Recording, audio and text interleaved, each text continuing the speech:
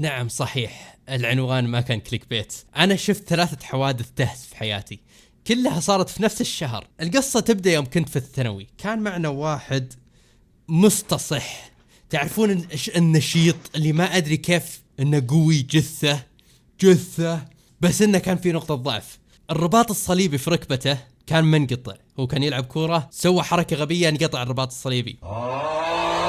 والرباط الصليبي اللي ما يعرفه هو وتر في الرجل يساعدك انك تحرك ركبتك، لكن له عملية يركبون او يعني يخيطونه مرة ثانية.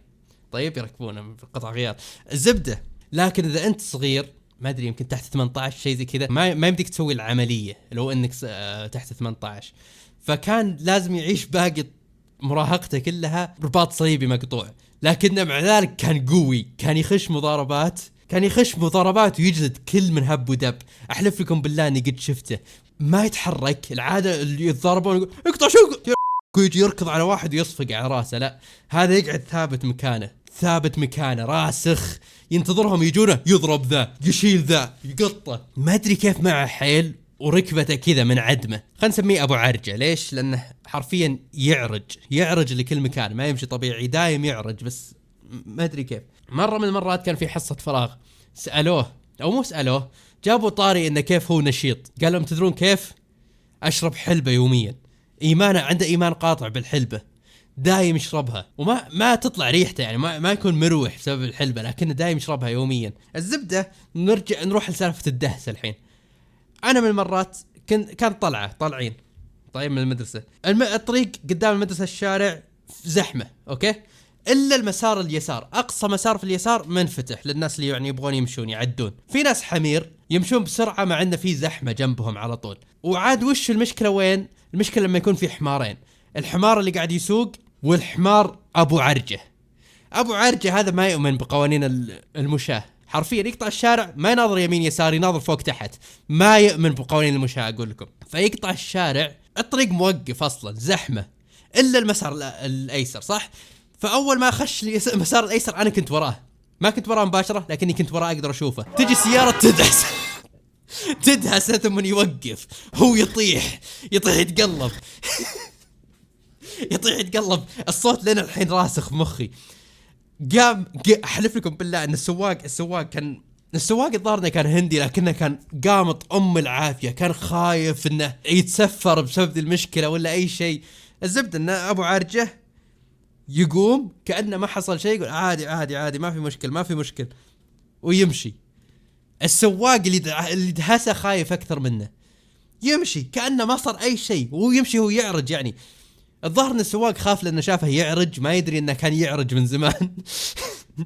ثم احلف لكم بعدها ما ادري بكم يوم في نفس الاسبوع تصير نفس الحادثة مرة ثانية، بس دي المرة ما كنت حوله، ما شفته، لكن سمعت الخبر مرة ثانية. جاء واحد ودعسه، هو حمار يعني ما تعلم من خطأ، اندعس مرة اندعس مرتين وعادي يقوم، السيارة توقف يقوم كأنه ما صار شيء، يقول ما في مشكلة ويمشي. المرة الثالثة ما كان هو، المرة الثالثة كانت سالفة تضحك.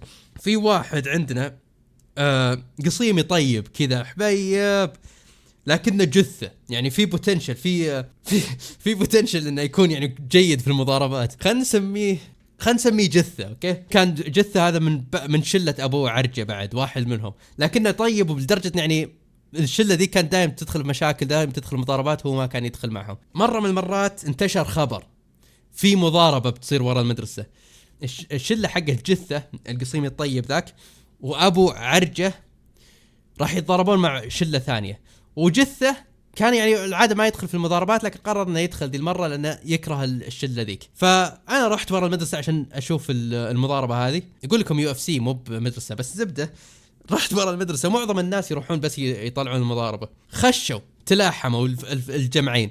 والقصيم الجثة من كثر ما انه شغوف في المضاربة نسى كل المحيط اللي حوله، ما عاد صار عنده اي ادراك بالشيء اللي قاعد يصير حوله، ما غير يتضارب. ففجأة بدأوا الجمعين افترقوا، ما عاد صاروا يتضاربون، الا ابو جثة واقف كذا في النص قاعد يطالع في واحد ويسب فيه كل الاهانات اللي ممكن تفكر فيها، قطها عليه ومفهي. الا وفجأة تجي سيارة وتدعسه. هو ما كان يشوفها جاية من وراه، دعسته، قام يتقلب على الطبلة.